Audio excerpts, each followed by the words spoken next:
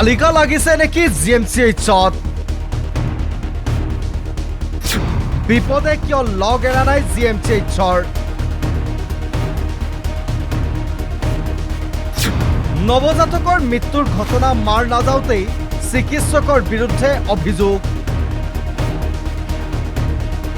নৱজাতকৰ মৃত্যুৰ ঘটনা মাৰ নাযাওঁতেই চিকিৎসকৰ বিৰুদ্ধে পুনৰ গাফিলতিৰ অভিযোগ শেহতীয়াকৈ জিএমচিএইচত চলি থকা গাফিলতিবোৰ স্পষ্ট হৈছে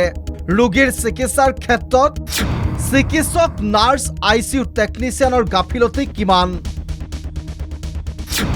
নৱজাতকৰ মৃত্যুৱে উদঙাইছিল সমগ্ৰ গাফিলতি তাৰ পাছতো যেন গা লৰা নাই জিএমচিএইচ কৰ্তৃপক্ষৰ পুনৰ ৰোগীৰ অভিভাৱকৰ ভয়ংকৰ অভিযোগ চিকিৎসকৰ গাফিলতিৰ বাবে মৃত্যু অৰুণ ৰাভা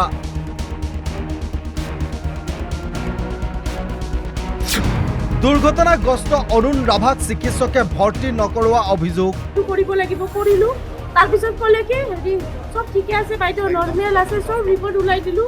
নৰ্মেল আছে আপোনালোকে ঘৰত লৈ যাওক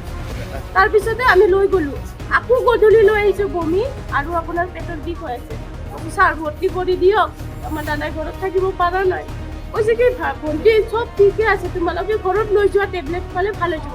গধূলি অনাৰ পিছত দুটা বেজি দিলে কি বেজি দিলে নাজানো তাৰপিছত ঘৰত গ'লো ঘৰত যোৱাৰ পিছত ক'লে থাকিলে দিনটো ৰাতিটো থাকিলে মাৰিছো কৰিলো মই জানো তাৰপিছত ৰাতিপুৱা পইটাতি কৰে নটাৰ পৰা পেটৰ বিষ হৈছে পেটটো ফুলি আহি আছে লাহে লাহে লাহে লাহে গধূলি আনিছে আনাৰ পিছত পেটত বেজি দিছে বেজি দিয়াৰ পিছত মানুহ নাই ভুক্তভোগী পৰিয়ালৰ পৰিৱৰ্তে বিপৰীত ভাষ্য আকৌ জিএমচিএইচ কৰ্তৃপক্ষৰ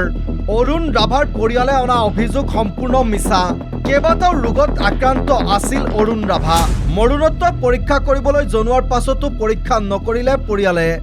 নৰ্মেল বুলি তেওঁলোকক ৰিপৰ্টটো দিয়া গৈছে তেওঁলোকৰ লগত আছে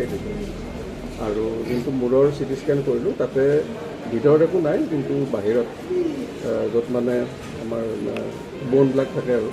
ফ্ৰণ্টেল বন মানে একদম সন্মুখৰটো ফ্ৰণ্টেল বনৰ বাহিৰত অলপমান চুৱেলিং আছে তাৰমানে ক'ৰবাত চাগে পৰিছিলে বা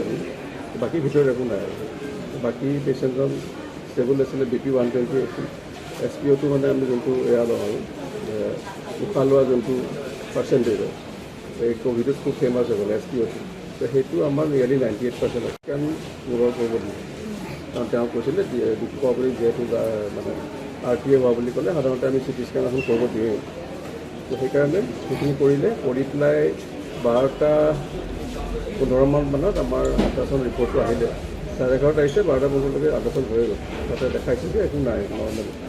তো নৰ্মেল বুলি তেওঁলোকক ৰিপৰ্টটো দিয়া গৈছে তেওঁলোকৰ লগত আছে কেৱল অৰুণ ৰাভাই নহয়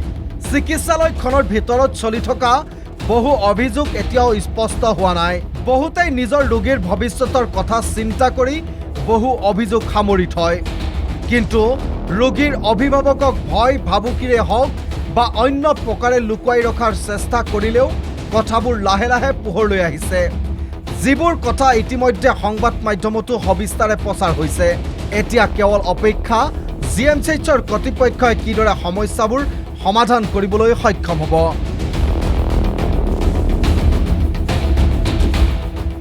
news desk report the news plus